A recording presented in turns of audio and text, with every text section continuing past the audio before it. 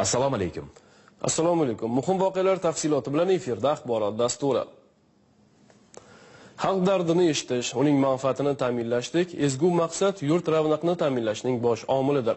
O'zbekiston Respublikasi Prezidenti Shavkat Mirziyoyev joylarda ijtimoiy-iqtisodiy islohotlarning borishi, amalga oshirilayotgan bunyodkorlik va obodonlashtirish ishlari bilan yaqindan tanishish, xalq bilan muloqot qilish maqsadida 27-28 yanvar kunlari Xorazm viloyatida bo'ldi. Tashrif tafsilotlari dastlabki lavhamizdan o'rin olgan. Mamlakatimizning shimoliy hududlari, ya'ni Qoraqalpog'iston Respublikasi, Xorazm, Buxoro viloyatlari aholisiga ixtisoslashtirilgan yuqori texnologik tibbiy yordamni yanada yaqinlashtirish, yurak-qon tomir jarrohligiga muhtoj yuqori texnologik tibbiy yordam ko'rsatishni tashkil etish maqsadida joriy yilda Respublika ixtisoslashtirilgan kardiologiya markazining Xorazm filiali negizida Rossiya Federatsiyasining Bakulev nomidagi yurak-qon tomir jarrohligi ilmiy amaliy tibbiyot markazining filiali tashkil etilishi mo'ljallanmoqda. O'zbekiston Respublikasi Prezidenti Shavkat Mirziyoyev Xorazm viloyatiga tashrifining 2-kuni dastlab ushbu maskanga tashrif buyurdi. Davlatimiz rahbariga markaz faoliyati haqida atroflicha so'zlab berildi.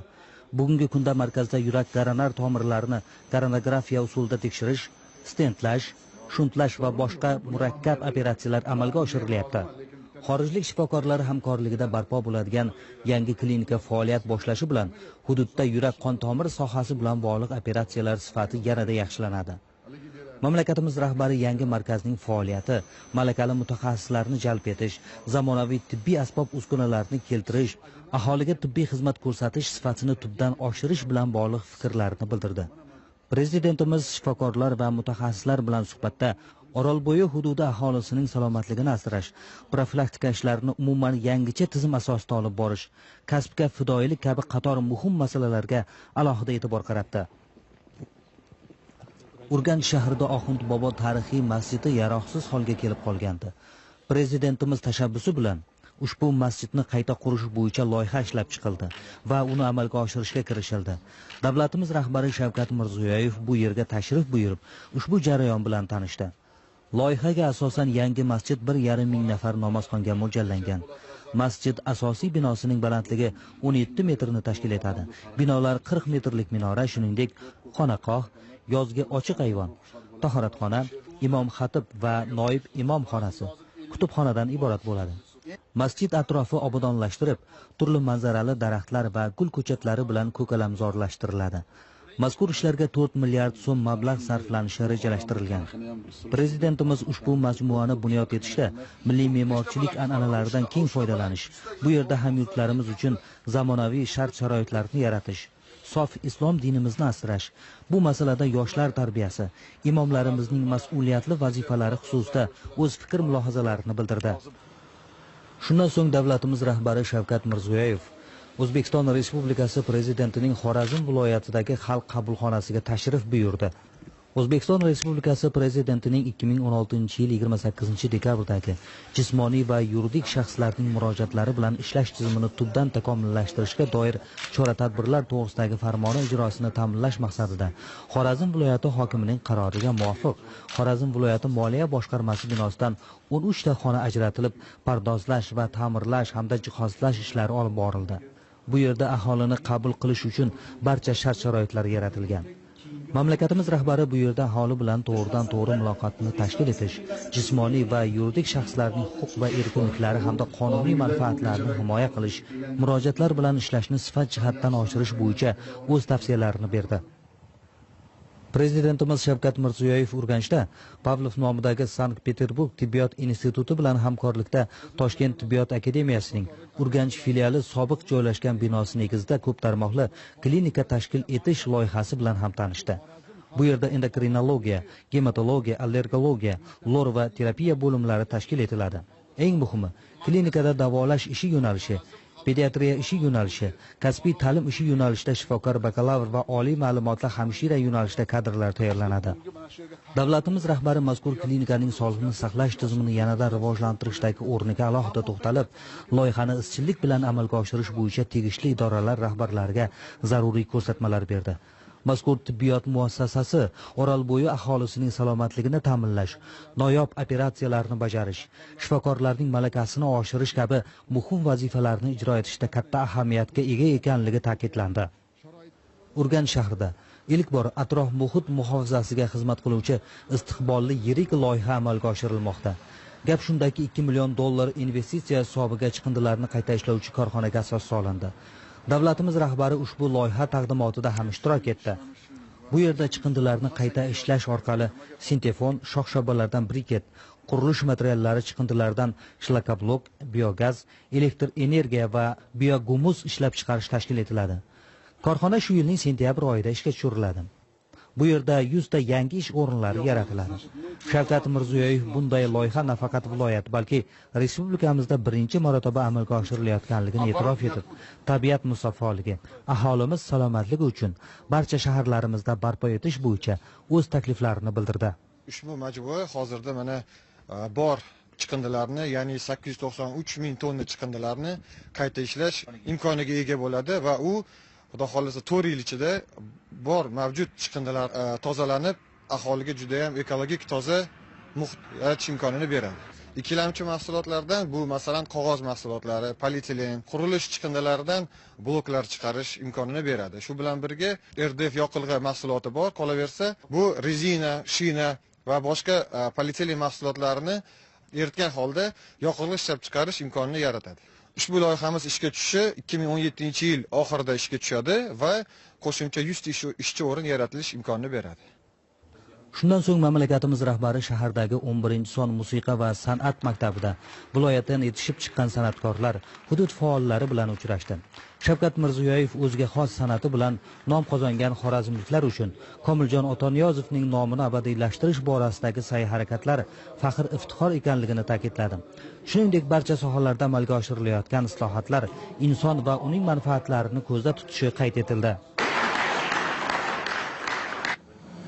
Shu bilan O'zbekiston Respublikasi Prezidenti Shavkat Mirziyoyevning Xorazm viloyatiga tashrifi nihoyasiga yetdi. Davlatimiz rahbari shu kunning o'zida Urganchdan Toshkentga qaytib keldi. Mamlakatimiz Prezidenti Shavkat Mirziyoyev O'zbekiston havo yo'llari milliy aviakompaniyasi jamoasiga milliy aviakompaniya tashkil etilganining 25 yilligi munosabati bilan tabrik yo'lladi. O'zbekiston havo yo'llari milliy aviakompaniyasi jamoasiga qadrli do'stlar, sizlarni qutlug' sana. O'zbekiston havo yo'llari milliy aviakompaniyasi tashkil etilganining 25 yilligi bilan chin qalbimdan samimiy muborakbod etaman. Mamlakatimiz fuqaro aviatsiyasi bizning mustaqil davlatimiz bilan birgalikda izchil shakllandi va rivojlandi. O'tgan chorak asr davomida puxta o'ylangan, uzoq muddatga mo'ljallangan strategiya asosida mazkur tarmoqni taraqqiy ettirish bo'yicha ulkan bunyodkorlik ishlari amalga oshirildi. Bugungi kunda milliy aviakompaniyamiz O'zbekistonni iqtisodiy va ijtimoiy rivojlantirish, ko'plab xorijiy davlatlar bilan samarali hamkorlikni kengaytirish va mustahkamlashda muhim omil bo'lib xizmat qilmoqda. Kompaniyaning ko'p millatli jamoasining yuksak kasb mahorati nufuzli xalqaro aviatsiya tashkilotlari tomonidan bir necha bor e'tirof etildi. Aviatsiya xavfsizligini ta'minlash, parvozlarni sifatli amalga oshirish, aviatsiya faoliyatining barcha sohalarida, jumladan aviatsiya texnikasiga xizmat ko'rsatishda eng ilg'or texnologiyalarni keng qo'llash borasida yuksak natijalarga erishildi. Hozirgi vaqtda zamonaviy havo kemalari, xususan Boeing 787 Dreamliner samolyotlari bilan ta'minlangan milliy aviakompaniya xalqaro aviatashuvlar tizimida munosib o'rin egallaydi. O'zbekiston yozuvi tushirilgan avialaynerlar jadal rivojlanib borayotgan mamlakatimizning yorqin ramzi sifatida dunyoning ko'pgina mintaqalari havo makonini zabt etib, 20 dan ortiq davlatga parvozlarni amalga oshirmoqda. 2016-yilda aviakompaniyamiz samolyotlari tomonidan 2.500.000 yo'lovchi va 43.000 tonna yuk tegishli manzillarga yetkazildi. O'zbekiston havo yo'llari milliy aviakompaniyasi har yili 90.000 dan ziyod tranzit parvozlarini boshqarib, 300 dan ortiq xorijiy aviakompaniya samolyotlariga aeronavigatsiya xizmati ko'rsatmoqda. Ularning aksariyati Markaziy Osiyo mintaqasida yagona bo'lgan, eng zamonaviy talablarga javob beradigan aviatsiya texnikasiga texnik xizmat ko'rsatish markazi xizmatlaridan foydalanmoqda. Boeing 787 samolyotlari uchun kompozitsiya materiallardan tayyorlangan mahsulotlarni ta'mirlash markazi kompaniya faoliyatida keng istiqbollar ochdi. Mamlakatimizning jahon standartlari darajasida modernizatsiya qilingan barcha 11 ta aeroportiga xalqaro aeroport maqomi berildi.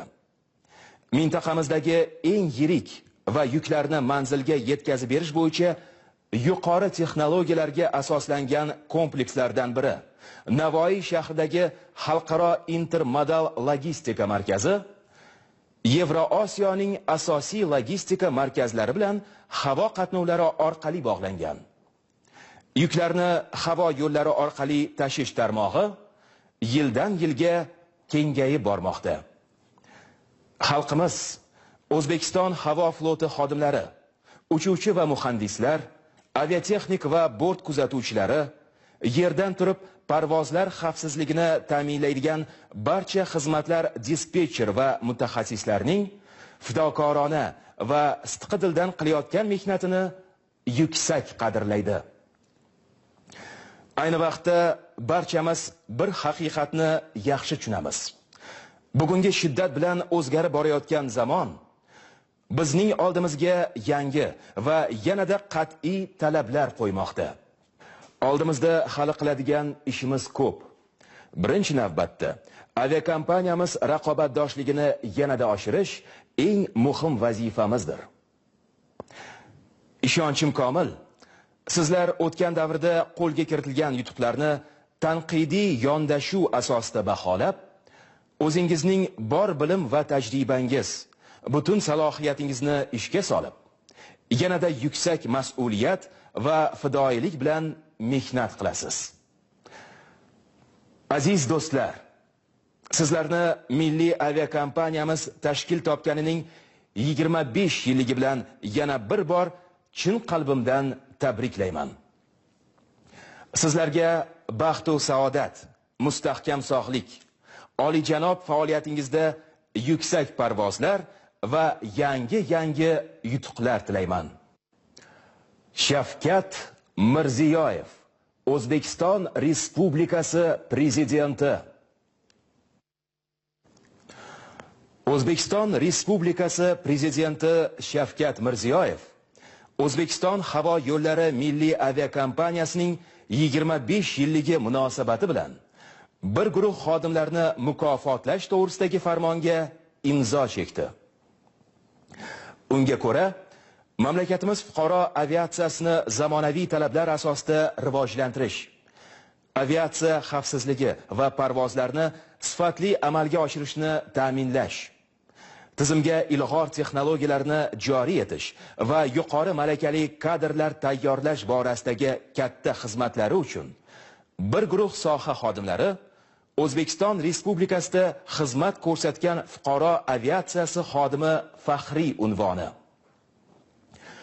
Yurtimiz havo transporti tizimidagi ko'p yillik samarali mehnati, milliy aviatsiyamizni xalqaro andozalarga muvofiq takomillashtirish, sohaga oid islohotlarni muvaffaqiyatli amalga oshirish ishlariga qo'shgan munosib hissasi hamda ijtimoiy hayotdagi faol ishtiroki uchun bir guruh yurtdoshlarimiz fidokorona xizmatlari uchun mehnat shuhrati, do'stlik ordenlari hamda shuhrat medali bilan taqdirlandilar.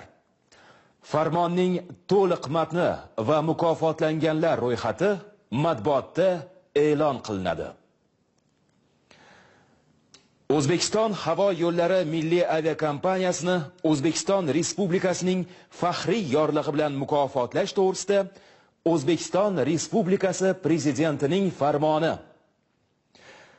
Mamlakatimizning iqtisodiy salohiyatini yuksaltirish, sohani modernizatsiya qilishda erishilgan yutuqlar, ilg'or texnologiyalarni joriy etish ishlariga qo'shgan munosib hissasi, parvozlar xavfsizligini ta'minlash va sifatli havo transporti xizmatini ko'rsatish borasida dunyoda munosib o'rin egallaganligi va xalqaro miqyosda e'tirofga sazovor bo'layotganligi, milliy aviakompaniyamizning jamiyatimiz ijtimoiy-iqtisodiy hayotida tutgan o'rnini e'tiborga olib, hamda tashkil etilganining 25 yilligi munosabati bilan O'zbekiston havo yo'llari milliy aviakompaniyasi O'zbekiston Respublikasining faxriy yorlig'i bilan mukofotlansin.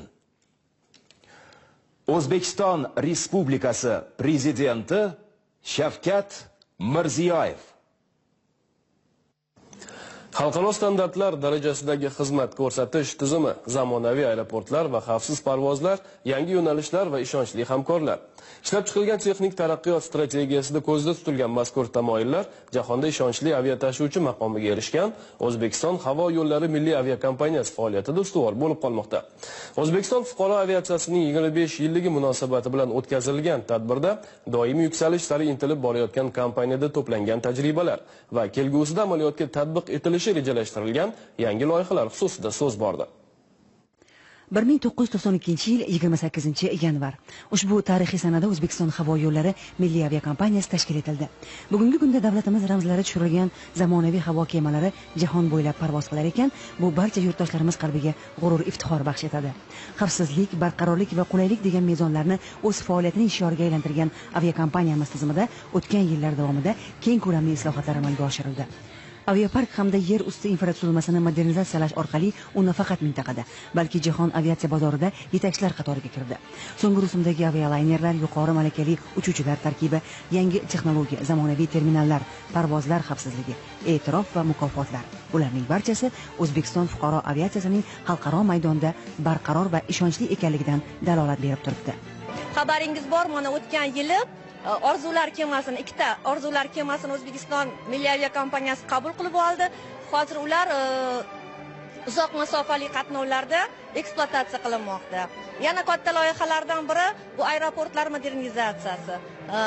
Aeroportlarda yo'lovchilarning xavfsizligini ta'minlash maqsadida o'rnatilgan yangi texnologiyalar. O'zbekiston havo kengligida ham yangi tizimlar joriy etildi. Bu ham bo'lsa o'sha nafaqat O'zbekiston samolyotlari xavfsizligini ta'minlash, balki bizning yurtimizga kirib kelayotgan samolyotlarning xavfsizligini ta'minlash maqsadida yangi tizimlar joriy etildi. Dunyoning ko'plab aviakompaniyalari O'zbekiston uchuvchilar tayyorlash maktabini eng nufuzlilaridan biri sifatida bilishadi. Ushbu maktabda ko'p yillar davomida ustoz-shogird an'analari asosida nazariya bilan amaliyot chambarchas bog'liq holda shakllangan. Aviaparkni zamonaviy samolyotlar bilan to'ldirish jarayoni uchuvchilarni tayyorlashga nisbatan talablarni kuchaytirishni taqozo etdi. O'zbekiston havo yo'llari kompaniyasi tashkil topganida 9 yoshda edim. U payt hali orzular, intilishlar, samolyotni faqat yuqoridan tomosha qilib kuzatardik. Mana Xudoga shukrki, tinchlik, totuvlik tufayli, rivojlanish tufayli mana bugun O'zbekiston havo yo'llari kompaniyasining 25 yilligida eng zamonaviy samolyot bo'lgan Boeing 787 Dreamliner havo kemasini boshqarish nasib qildi. Faxrlanaman va bu natijalar sababi davlatimiz tomonidan kompaniyaga bo'lgan e'tibor tufayli deb bilaman. Bunday e'tirof kompaniya xodimlari mehnatining munosib baholanishi, ularni davlat mukofotlari bilan taqdirlanishi tizimdagi yutuqlarga mustahkam poydevor bo'lmoqda. O'zbekiston havo yo'llari milliy aviakompaniyasi tashkil topganligining 25 yilligi munosabati bilan o'tkazilgan tadbirda ushbu fikrlar alohida qayd etildi. Tantanada O'zbekiston Respublikasi Prezidenti Shavkat Mirziyoyevning soha xodimlariga yo'llagan tabrigi o'qib eshittirildi. Shundan so'ng davlatimiz rahbarining farmoniga muvofiq tizim rivojiga katta hissa qo'shgan fidokorona mehnatlari uchun bir guruh xodimlar vatanimizning yuksak unvon, orden va medallari bilan taqdirlandilar. Mana ishlaganimga 25 yil bo'ldi. Mana aviakompaniyamiz 25 yillik munosabati bilan menga mana muhtaram prezidentimiz shuhrat medal bilan mukofotladi.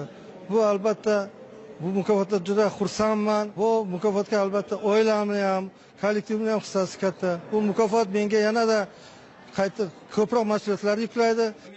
Xalqaro havo transporti uyushmasi ma'lumotlariga ko'ra, jahonda turli darajadagi 1300 dan ziyod davlat va xususiy aviakompaniyalar mavjud. 470 dan ortiq aviatashuvchi xalqaro havo qatnovini amalga oshirsa, shuning 250 ga yaqini muntazam xalqaro reyslarni yo'lga qo'ygan. O'zbekiston havo yo'llari milliy aviakompaniyasi ana shunday jiddiy raqobat sharoitida jahon aviabozorida o'zining munosib o'rnini egallagan. Xalqaro aviatsiya xavfsizligi fondi, Jahon xavfsizlik fondining e'tiroficha, O'zbekistonda zamonaviy moddiy texnik baza va yuqori malakali kadrlarga ega qudratli, xalqaro andozalarga to'liq javob beradigan fuqaro aviatsiyasi tizimi shakllangan. Uning rivoji xuddi samolyotlar parvozdek yuqori bo'lsin deya ta'kidlandi bayram tadbirida.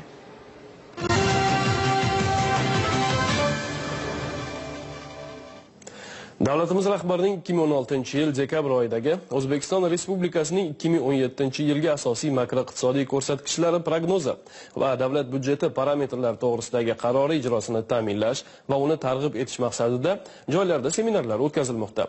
Ularda amaldagi soliq siyosati, shu jumladan tadbirkorlik subyektlari uchun yaratilgan qulaylik va imtiyozlar haqida ishtirokchilarga ma'lumotlar berilyapti. Davlatimiz rahbarining o'tgan yil 27-dekabrdagi O'zbekiston Respublikasining 2017-yilga asosiy makroiqtisodiy ko'rsatkichlari prognozi va davlat byudjeti parametrlari to'g'risidagi qarori hamda so'nggi 3 oyda soliq sohasiga doir qabul qilingan qonunlar tadbirkorlik subyektlarini qo'llab-quvvatlash borasidagi ishlarni huquqiy jihatdan yanada mustahkamladi. Masalan, yurtimizda to'qimachilik va tikuv trikotaj tarmog'ining 8 turdagi nooziq ovqat iste'mol mahsulotlarini ishlab chiqarishga ixtisoslashgan korxonalari 2020-yilning 1-yanvariga qadar foyda, mulk va yagona soliq to'lovlaridan hamda Respublika yo'l jamg'armasiga majburiy ajratmalarni to'lashdan ozod etildi. Shuningdek, bozorlar ro'yxatida bo'lgan avtomobillarni vaqtincha saqlash joylaridan olinadigan qat'iy belgilangan soliq stavkalari 2 barobarga kamaytirildi. Eng muhim o'zgarishlardan yana biri xizmat ko'rsatish va servis sohasini jadal rivojlantirish yuzasidan qishloq joylarida ko'rsatiladigan xizmat ko'rsatish va servis korxonalariga yagona soliq to'lovi bo'yicha to'liq imtiyoz berildi. Berilgan imtiyozlar tadbirkorlik subyektlari o'z faoliyatini jadal rivojlantirishda, yangi ish o'rinlari yaratishda va texnologik jihatdan yuqori darajaga ko'tarilishida yordam beradi.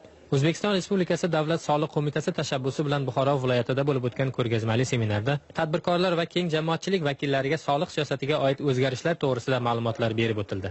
Tizimdagi yaratilgan qulayliklar, soliq ma'murchiligining takomillashtirilgan jihatlari bo'yicha fikr-mulohazalar o'rtaga tashlandi. Tadbir qatnashchilari soliq qonunchiligidagi yangiliklardan ko'proq tasavvur va tushunchalarga ega bo'lishlari uchun seminar asosan ochiq muloqot, savol-javob tarzida olib borildi. Bunda ishtirok etgan tadbirkorlar, yuridik hamda jismoniy shaxslar keyingi faoliyatlarida zarur qo'llanma va axborotlarga ham ega bo'ldilar. Darhaqiqat, Prezidentimizning tadbirkorlik faoliyatini jadal rivojlanishini ta'minlashga, xususiy mulkni har tomonlama himoya qilishga va ishbilarmonlik muhitini sifat jihatidan yaxshilashga doir qo'shimcha chora-tadbirlar to'g'risidagi farmoni xususiy sektor rivoji uchun keng yo'l ochib berdi. Unda belgilangan me'yorlar, huquqiy asoslarni mustahkamlash maqsadida qabul qilingan qonunga binoan joriy yilning 1-yanvaridan boshlab tadbirkorlik subyektlarida o'tkaziladigan rejadan tashqari tekshirishlarning barcha turlari bekor qilindi va ularga nisbatan qo'llaniladigan ma'muriy hamda jinoiy jazolar liberallashtirildi.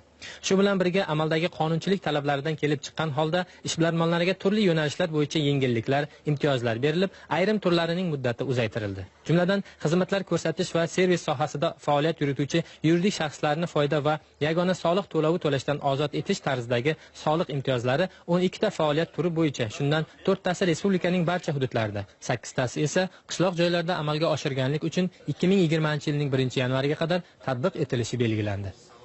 Hozirgi kunda aholini yashash tarzini yaxshilash maqsadida Prezidentimiz tomonidan arzon, tannarxi arzonlashtirilgan uy-joylar qurilishiga urg'u berildi. Bunda uy-joyning tannarxini arzonlashtirish uchun quruvchilarga turli imtiyozlar berilgan bo'lib, qishloq qurilish uy-joylari, arzon uy-joylar bilan shug'ullanuvchi korxonalar yagona solig'i va barcha majburiy soliq to'lovlaridan ozod etildi. Shuningdek, subpudrat tashkilotlar ham yagona soliqdan ozod etildi. Ko'rgazmali seminarda ta'kidlanganidek, soliq va byudjet siyosatining 2017-yilga mo'ljallangan asosiy yo'nalishlari qabul qilinganligi munosabati bilan Soliq kodeksining bir qator moddalariga o'zgartirish va qo'shimchalar kiritildi. Yig'ilishda amaldagi soliq siyosatidagi ana shunday yangiliklarning mazmun mohiyati haqida tadbirkorlik subyektlari vakillariga atroflicha ma'lumotlar berildi. Muloqotlar davomida qatnashchilar o'zlarini qiziqtirgan savollarga javob olishdi. Tadbir yakunida soliq majburiyatlarini o'z vaqtida bajarib kelayotgan, shuningdek, ishlab chiqarishni rivojlantirib, yangi ish o'rinlari tashkil etayotgan namunali soliq to'lovchilarning bir guruhiga viloyat davlat soliq boshqarmasining faxriy yorliqlari va esdalik sovg'alari topshirildi. Bunday amaliy seminar tadbirlari viloyatning shahar va tumanlarida ham o'tkazilmoqda. Ko'rsatuvimiz davom etadi. Mamlakatimizdagi tinchlik va barqarorlik yurtimizda istiqomat qilayotgan millatlar o'rtasidagi totuvlikdan darak beradi. Uning zamirida esa 130 dan ortiq millat va elat vakillariga yaratilgan teng imkoniyatlar mujassam. Muxbirimiz O'zbekiston Koreys madaniy markazlari uyushmasi tomonidan tashkil etilgan tadbir misolida mavzuga kengroq to'xtaladi.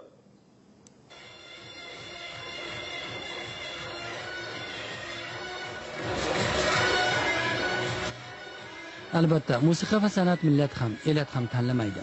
Uni tinglar ekanimiz qalblarimiz ulug' tuyg'ularga oshno bo'lish barobarida u insoniy qadriyatlarning o'ziga xos jihatlarini yanada teranroq anglash imkoniyatiga ega bo'lamiz. Aslida ushbu konsert dasturi bejiz tashkil qilingani yo'q.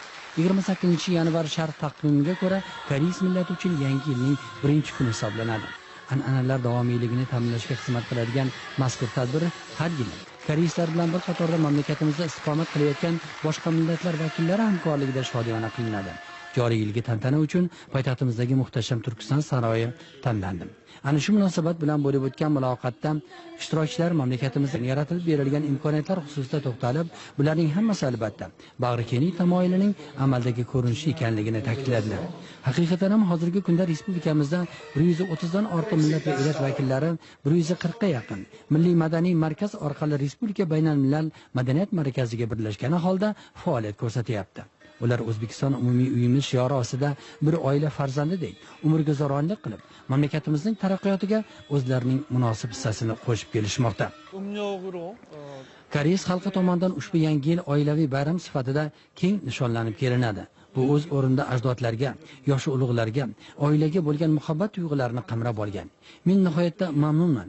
Bu bayramni O'zbekistonda, shu yerda yashayotgan koreyslar bilan kutib olayotganimdan. Ular ushbu tadbirga alohida tayyorgarlik ko'rishgan.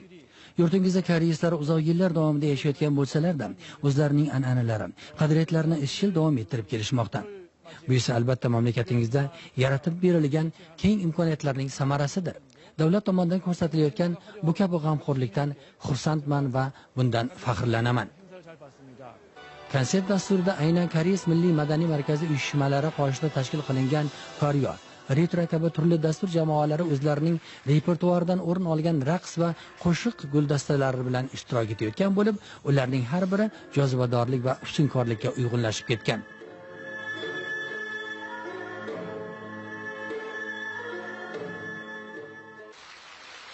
Ushbu ohanglar aslida hammamizga tanish, undagi sevgi, muhabbat, yurtga sadoqat kabi umuminsoniy qadriyatlarning ajralmas bir bo'lagi sifatida azaldan e'zozlangan. Bu mavzular asllar oshsa-da doimiy ravishda dolzarb tomonlari bilan muntazam insonlarga kuch-quvvat ato etib kelmoqda. Ularning hammasi qilinayotgan ishlar, ko'rsatilayotgan g'amxo'rlikdan, berilgan imkoniyatlardan nihoyatda mamnunmiz. Tinchlik va osudalik hukm surayotgan mamlakatdagi bunday e'tibor va rag'bat bizlarni vatan taraqqiyotiga munosib hissa qo'shishga yanada ruhlantirmoqda.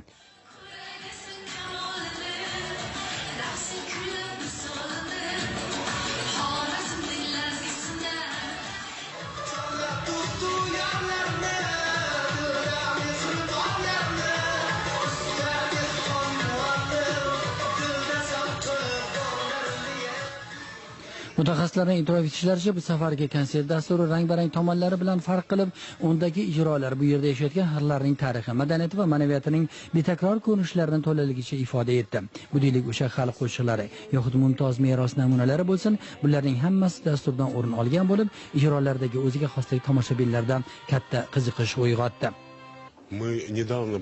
Biz yaqinda Respublika baynalmilal madaniyat markazining 25 yilligini munosib ravishda nishonladik. Davlatimiz rahbari barcha milliy madaniy markazlarining raislarini qabul qilib, samimiy tabrikladi hamda baynalmilal madaniyat markazi uchun yangi bino ajratib berishdi. Bobur nomidagi madaniyat va istirohat bog'i endi do'stlik nomi bilan yuritiladigan bo'ldi. Bu esa O'zbekistonda boshqa millat va elat vakillariga bo'lgan hurmat va e'tiborning yorqin ko'rinishidir. O'ylaymanki, tinchlik va millatlararo totuvlik bo'lgan yurtning kelajagi doimo porloqdir. Sharqona yangi yilning betakror ko'rinishlari ijro etilayotgan qo'shiqlar mazmuniga monand tarzda yirik barabanlarning sadosi uyg'unligida ixlosmandlar e'tiboriga havola etildi. Mehmonlar shuningdek yangi yil tabrigi sifatida yurtimiz san'atkorlari bilan birga boshqa xalqlarning kuy qo'shiqlaridan tarkib topgan ohanglardan ham bahramand bo'ldilar.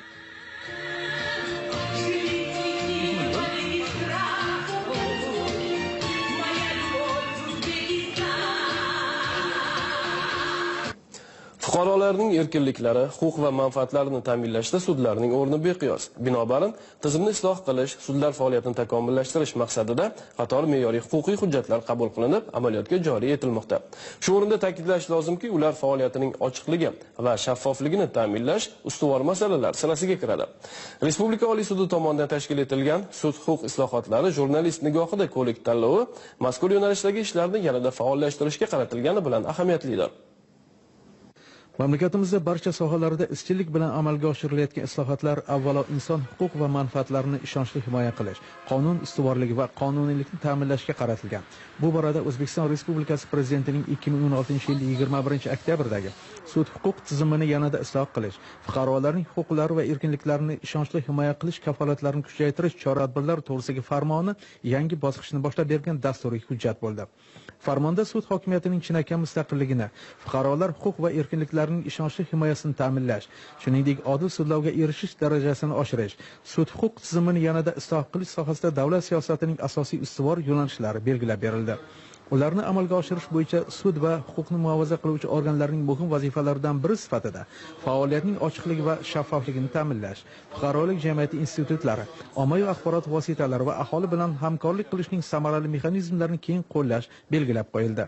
O'zbekiston Respublikasi Oliy sudi tomonidan chop etilgan fuqarolik ishlari bo'yicha sudga murojaat qilish tartibi kitobi ushbu yo'nalishda qilingan amaliy ishlardan biri bo'ldi. O'zbek va rus tillaridagi amaliy qo'llanma nafaqat sudyalar, sud va huquqni muhofaza qiluvchi hamda nazorat organlari xodimlari uchun, balki keng kitobxonlar ommasi uchun foydali bo'ladi. Kitobning ham tashkiliy jihatdan, ham shaklan, ham mazmunan samarali, foydali jihatlari juda ham ko'p. Xususan fuqaroga, aholiga, keng xalq ommasiga fuqarolik ishlari bo'yicha kelib chiqayotgan nizolarni hal qilish haqida asosiy tushunchalarni beradi. Sudga murojaat qilishning prinsiplari, tamoyillari, protsessual hujjatlari haqida keng mazmun beradi. Taqdimot doirasida an'anaviy tarzda o'tkazib kelinayotgan sud-huquq islohotlari jurnalist nigohida ko'rik tanlovining 2016-yildagi bosqich yakunlari ko'rib chiqildi va sovrindorlar taqdirlandilar. Ta'lim jarayonini tashkil etishda tayanch oliy ta'lim muassasasining o'rni Toshkent to'qimachilik va yengil sanoat instituti tomonidan o'tkazilgan Respublika ilmiy uslubiy konferensiyada muhokama qilingan masalalar tafsiloti navbatdagi lavhamizda o'rin olgan. Yig'ilishda professor, o'qituvchilar, olimlar, mutaxassis va tadqiqotchilar tomonidan turdosh oliy ta'lim muassasalarining o'zaro hamkorligi, xorijiy adabiyotlar asosida fanlarning o'quv uslubiy majmualarini yangilash va amaliyotga tatbiq etishga tayyorgarlik masalalari xususida atroflicha so'z yuritildi. Konferensiya ishida shuningdek tabiiy tolalarni dastlabki ishlash, yengil sanoat buyumlari konstruksiyasi hamda matbaa va qadoqlash jarayonlari texnologiyalarini takomillashtirish yuzasidan fikr almashildi. Hozir oliy ta'lim oldida turgan turli muammolar, strategik rivojlanish bo'yicha takliflar bu birgalikda ko'rib chiqildi va eng muhimi hozir biz birinchi kurs talabalarini yangi o'quv rejasiga o'tkazyapmiz. Bu ilg'or xorijiy davlat tajribalari asosida yangi o'quv rejalari tuzildi va hozir biz o'zimizni milliy darsliklarni tayyorlashga, yozishga tayyorgarlik ko'ryapmiz. Bu sohada mana biz turdosh institutlar o'qituvchilari bilan birgalikda muhokama qildik. Anjuman davomida turdosh ta'lim muassasalaridan tashrif buyurgan o'qituvchi xodimlarni xorijiy adabiyotlar asosida yangilangan o'quv reja, talabalarning malaka amaliyotlari bo'yicha uslubiy ko'rsatmalar jamlanmasi bilan ta'minlash masalalari ham ko'rib chiqildi. Konferensiyada shuningdek hududlardan tashrif buyurgan mutaxassislar o'z ma'ruzalari bilan ishtirok etdilar. Konferensiyada o'quv jarayonini tashkil etishda tayanch oliy ta'lim muassasasining o'rniga alohida e'tibor berilar ekan, bu borada rahbar hamda pedagog kadrlarni qayta tayyorlash va malakasini oshirish kurslari faoliyatini tubdan qayta ko'rib chiqish zarurligi alohida ta'kidlandi. Har bir yo'nalishning o'ziga xos xususiyatlari va ishlab chiqaruvchilarning talablaridan kelib chiqqan holda talabalarning malaka amaliyotlarini tashkil qilish lozimligi aytib o'tildi. Shu bilan birga anjumanda ish beruvchilar bilan ta'lim muassasalari o'rtasida yo'lga qo'yilgan doimiy hamkorlik aloqalarini yangi sifat bosqichiga olib chiqish kabi masalalar ham atroflicha muhokama qilindi va kelgusidagi vazifalar belgilab olindi. Ko'rsatuvimizda o'rin olgan xabar va lavhalar ana shulardan iborat edi. Ijodiy guruhimiz sizlar bilan xayrlashar ekan, xonadoningizga tinchlik va xotirjamlik tilab qoladi. Xayr, salomat bo'ling.